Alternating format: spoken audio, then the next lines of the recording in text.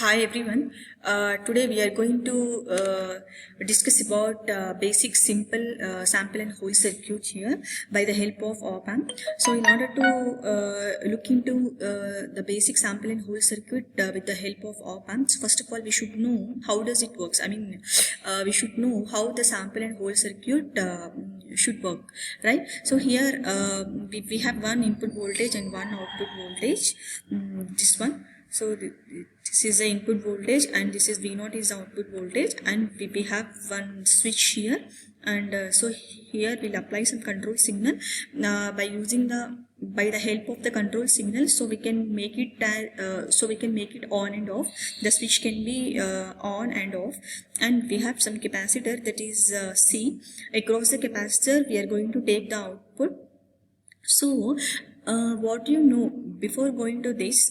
What do you know about sample and hold circuit, right? So whenever we apply the input signal V in as analog signal, right? So we are going to sample the signal, right? So we are going to get the different samples of the signal. That means the discrete time signal, right? At different instance of time, we are pick up the samples. Right, so that is a sample. And next one more operation is there here, holding, right? After performing the sampling operation, that is after getting the different number of samples, we are going to hold the one particular sample up to some specific time interval, or up to some certain interval of time we are going to hold that particular sample value. Right, after the termination of that particular time interval, then the next sample is going to be predicted, or the next sample is going to be takes place. Right, so that is the operation of the sample and hold circuit, just sampling and holding. For example, so when we sample the signal, first of all, when we get one particular sample, right, now this capacitor is used to hold that particular sample value up to some interval of time, up to some specific amount of time. Then after that it holds because this capacitor is going to be charged.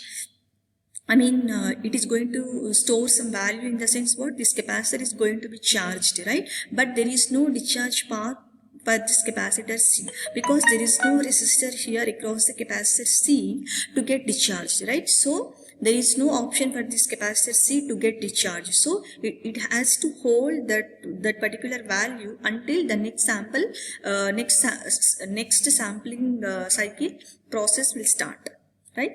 So the next one is this is the actual circuit of sample and hold circuit using op-amp, right? So this consists of total 3 stages. The first stage is referred to as input buffer, and the second stage is called as basic sample and hold circuit, and the third one is what output buffer, right? So here we have 2 buffers like input buffer and output buffer. In between 2 buffers we have basic sample and hold circuit, right? So in the previous slide you have come across this switch, right? So this switch we can use it as the BJT, or we can use it as a MOSFET, as a switch, right? So by the application of the proper biasing voltages, so we can control the switch, or we can make it as on and off by the application of the proper biasing voltages, right? So here we have some input buffer. So we already know that input buffer in the sense, so it is the common collector, or it is also called as what voltage follower, right? So here we have some MOSFET. So in place of MOSFET we can also consider as a BJT as a switch. But we always prefer to choose this MOSFET, because for the MOSFET we have 3 terminals like source, drain, and this is a middle terminal, this is a gate terminal. So here we have some control voltage. So whenever this control voltage we see equal to some value, right? For example, if we give some positive value, some finite value, now this gate of the MOSFET transistor will become on. When we always apply the input voltage VC for the gate terminal of the MOSFET, right? So whenever we apply the trigger pulse, so this MOSFET will become on. It triggers on. So whenever this is on, this total switch is replaced by the short circuit, right? So whenever this is short circuit, means this capacitor is going to be connected to the input buffer C. Right now this capacitor is going to be charged to the maximum value, or this capacitor is going to charge according to the instantaneous value of the input voltage, right? Then after that,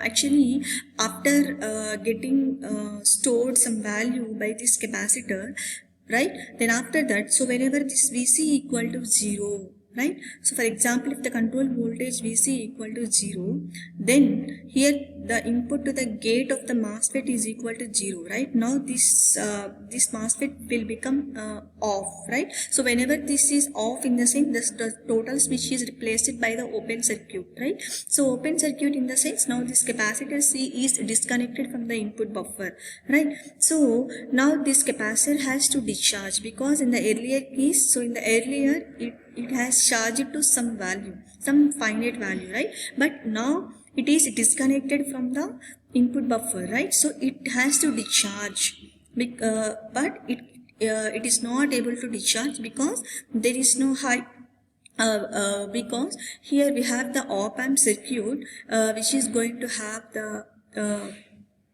this is what the high input impedance, right? So it cannot discharge because this output buffer is going to have the high input impedance, right? So it has to wait. So it has to do nothing here until the next sampling cycle takes place. Okay, so in this way we are sampling the signal. So whenever the MOSFET is in on condition, it is replaced by the short circuit. This capacitor is going to be connected to this input buffer. Now it is going to be charged with respect to the instantaneous value of the input voltage, and then after that, so whenever Vc equal to 0, that is the control voltage equal to 0, or it is negative, this MOSFET is going to be off. Now this capacitor is going to be disconnected from this input buffer. Now this capacitor is not able to discharge through this output buffer because it is going to have the high input impedance. So it has to wait until the next sampling cycle starts. So this is all about sample and hold circuit using op-amp, and these are the waveforms of sample and hold circuit. So this Vin is this Vin is nothing but, so it is a normal analog signal. This is a sine wave input signal waveform, and this Vs in the sense what, so is a control voltage. So here this is the peak of the control voltage, the peak voltage of the control voltage, and this we are going to have two time periods, that is a Ts and Th. Ts in the sense what, so it's a sampling time period. This is the holding time period, the time taken by the circuit to get to make the samples. Okay, that is nothing but what, the sampling period, or otherwise I can tell the definition in terms of capacitor.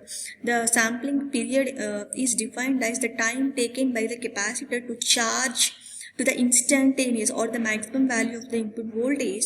The time period is nothing but a sampling time period, and the next one is TH, the holding time period. During the holding time of the capacitor is going to be discharged. Okay, when it is going to be discharged until the next sampling cycle takes place. That time period is called as what, TH, right? So here you just see the output voltage V0 equal to Vc. So Vc is the control voltage, is the maximum voltage. It's a capacitor. So it is the capacitor is exponentially rising up to the Ts value, up to the sampling time. And after that, whenever the TH start, that is the discharging time starts, so it is going to be discharged.